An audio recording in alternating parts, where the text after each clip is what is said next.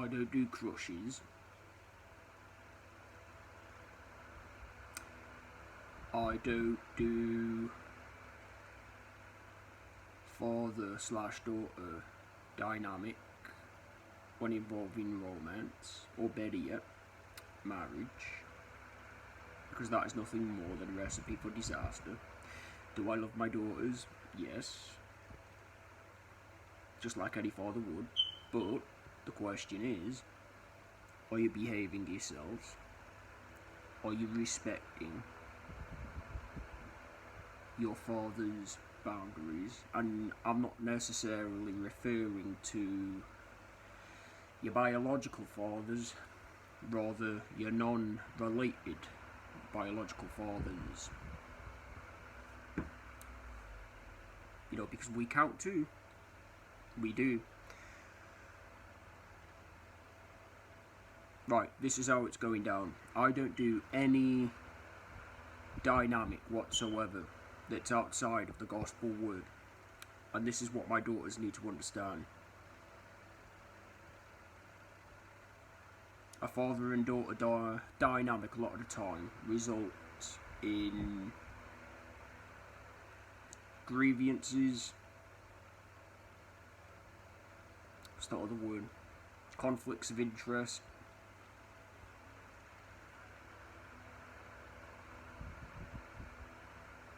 And fights a lot of the time when, say, the daughter can't get her own way regarding whatever the situation may be. I don't know, maybe she wants a coffee, who knows. It is what it is, isn't it? And you daughters need to start reading the gospel word. Don't make me get off this sofa and beat your asses with my bamboo stick, along with belt and buckle, because I will, if you step out of line. One false move. It's off with your heads, man. Off with your heads. Metaphorically speaking, you know, the pride and ego head, not the physical.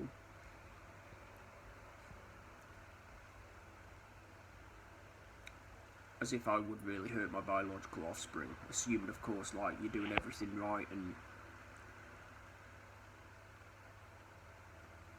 you're abiding by the gospel word and you're not overstepping one's boundaries. That's a very important one. And if you appreciate, respect, and love yourselves from a non-self-righteous perspective, might I add,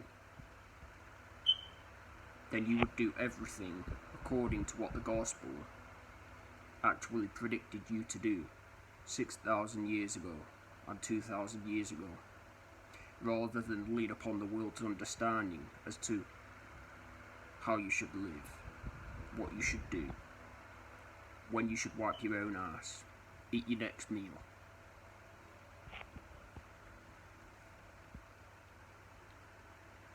You are cut free.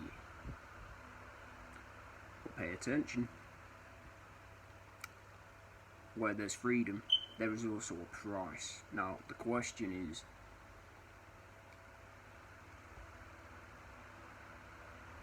how do you spend? How do you plan on spending your freedom? Are you going to spend it by living like a young, naive child that hasn't yet intellectually grown or developed into a fine young lady? Or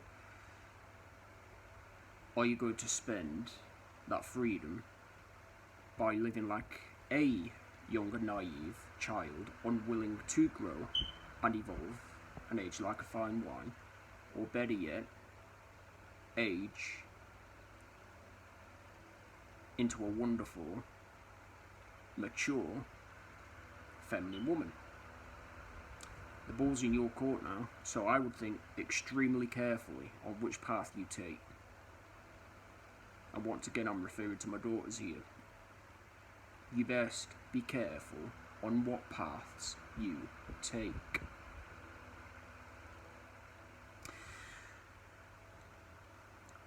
Behind price number one spending your time doing the wrong things. You reap punishments and consequences day in, day out, spiritually and psychologically. You spend all of your time doing things for the greater good. Within correspondence to the gospel word, the Ten Commandments, judgments and statutes, which ultimately makes your works of a righteous manner. Therefore, you've spent your time doing things for the greater good. Therefore, you will be blessed and you will be rewarded according to your labours, right? And this is what you youths of today that haven't yet grown nor developed need to take into consideration. Behind these two paths, first path, there's punishments or consequences.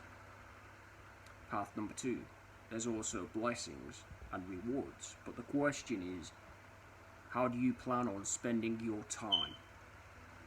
Do you plan on spending it in order to grow and evolve into a fine young woman that so happens to be blessed with the gift of marriage later on down the line when she's good and ready with a man that God so happens to put within her life? If you are, then bravo, keep up the good work. But if you're not, then be prepared to have your lives come crashing down above your heads, however many folds over, until you learn a valuable life lesson. That free will is not the equivalent to being free from one's punishments nor consequences. Just like it doesn't mean being free from any of the spiritual and psychological warfares you inflict upon yourselves by living like a degenerate, a reprobate, a youth that hasn't quite yet intellectually grown or developed, nor spiritually grown and developed.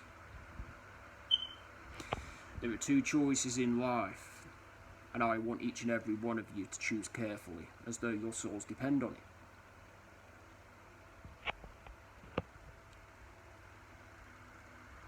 Because I'm not even laughing, I'm not even joking. We are within a spiritual warfare between good and evil.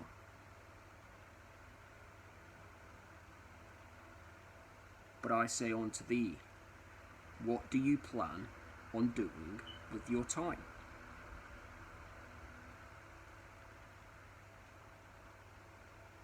If you're on the right path, and you so happen to be growing and evolving from your mistakes as well as learning, then keep on following that path, no matter how difficult nor challenging it may get. Because sooner or later, you will, like I said, reap fruits of the Spirit for your hard day's labour. As a matter of fact, your hard labour itself.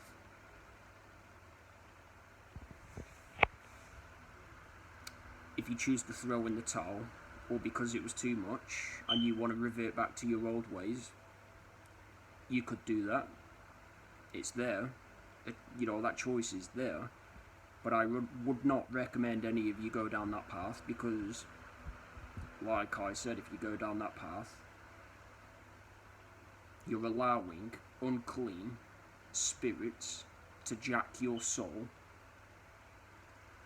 thus ultimately giving them control of the flesh, which ultimately will lead to death and destruction later on down the line. So choose wisely. I'm not going to warn you again. Choose wisely. And choose as though your souls depend on it, because like I said, they truly do. And depending on the outcome determines one's fate, whether you reap fruits for the hard labour, or whether you reap punishments and consequences for living outside of the old covenant and the new covenant, thus ultimately making you even an enemy of God. Assuming, of course, you've repented of any backslidden behaviours and you're willing to get right while you still have the chance here on earth, right now, as we speak. Because there's no getting right with God when the great judgment comes. That's why we were given the time here on earth now, while we're alive, physically, to get right. And it's extremely important that we get right, and we get right fast. And what do I mean by this? Do I mean by listening to the world's voice, or what they try to convince you into doing, living, thinking? Or am I referring to the gospel word and the voice of the Spirit? I'm referring to the gospel word and the voice of the Spirit. An advice from the wise: despite his many battles himself,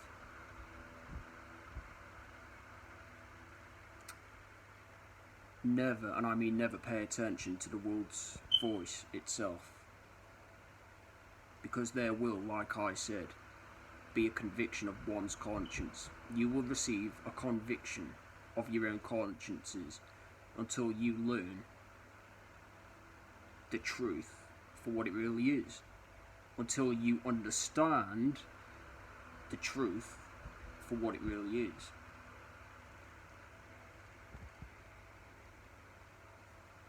It's a wrap.